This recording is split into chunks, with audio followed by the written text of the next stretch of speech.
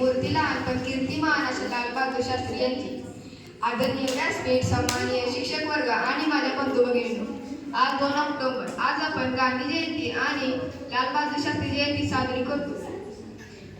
लालबहादूर शास्त्री हे खूप महान होते. त्यांचे विचार, त्यांची बुद्धिमत्ता ही अद्वितीय होती. लालबहादूर शास्त्री यांचा जन्म 2 ऑक्टोबर 1904 साली तिल वाराणसी येथे झाला.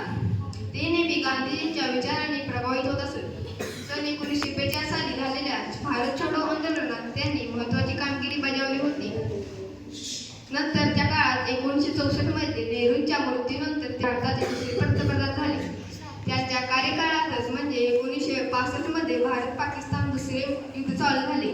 त्यांनी शेतकऱ्यांचे आणि देशासाठी लढणाऱ्या सैनिकांचे मनोबल वाढवण्यासाठी जय जवान जय किसान हा असा नारा दिला.